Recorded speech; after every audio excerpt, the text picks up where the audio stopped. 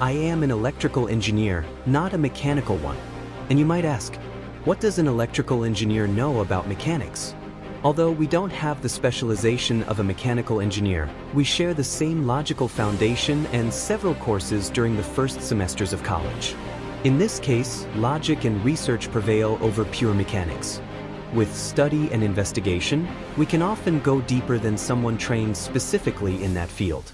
In addition, my practical experience also counts. I used to own a 2017 Renegade and currently have a 2022 model, which led me to dive deeply into this topic. Almost forgot. My wife also owns a 2021 Renegade. I have noticed an increase in videos and social media posts from people presenting themselves as specialists in the heat exchanger issue in Stellantis vehicles. The most repeated recommendation is to replace the original heat exchanger with an external transmission oil cooler, with the promise of eliminating the risk of oil contamination in case of a failure of the original part. According to them, just install the cooler and that's it. Everything else would supposedly be benefits. The catch is that, since the goal is to sell their solution, they conveniently omit an important side effect. The original heat exchanger does not only serve to cool the transmission oil. It uses the same coolant from the engine's cooling system, which under normal operation removes heat from the oil, but also, in the first minutes of operation, especially on cold days, takes advantage of the coolant heating up faster to transfer that heat to the transmission oil, helping it reach its ideal operating temperature more quickly. When the car is running but stationary, in neutral or with the gear lever in P, the automatic transmission oil hardly warms up because the transmission system is not actively operating. The gears, clutches, and torque converters barely turn or work under minimal load.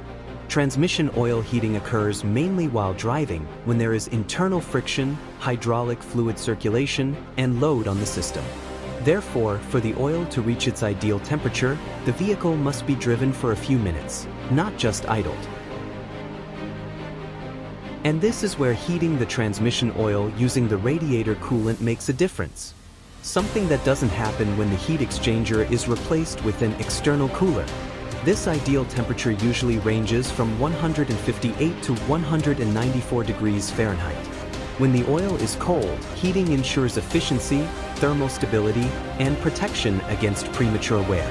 When the oil exceeds the ideal value, the heat exchanger works in the opposite direction, cooling it down to prevent overheating and extend the service life of internal components.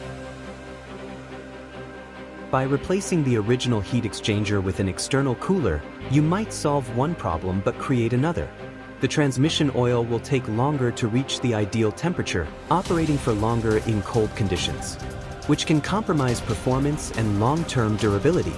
The risk increases if the driver immediately accelerates to high speeds after starting the car, as the external cooler will help keep the oil cold for even longer, accelerating internal wear.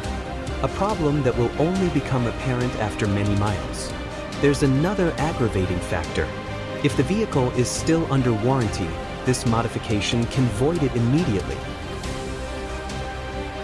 Before following any modification you see online, it's important to understand the complete role of the transmission heat exchanger. Research shows that it not only cools the oil but also heats it during the first minutes of operation, something essential for performance and system durability. If you own or plan to buy a Stellantis family vehicle, it's worth researching and learning more about this topic.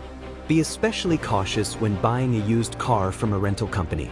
These businesses operate vehicles for profit and, in most cases, don't follow the factory-recommended maintenance at authorized dealerships. As a result, the vehicle loses its manufacturer's warranty and, typically, when a rental company sells a vehicle, it offers only a limited 90-day warranty here in Brazil. This explains why rental cars are often priced well below market average. A happy Jeep doesn't cry. Take good care of it. If you like this video, give it a thumbs up, subscribe to the channel, and hit the bell. This is just the beginning. There's a lot of great content coming soon.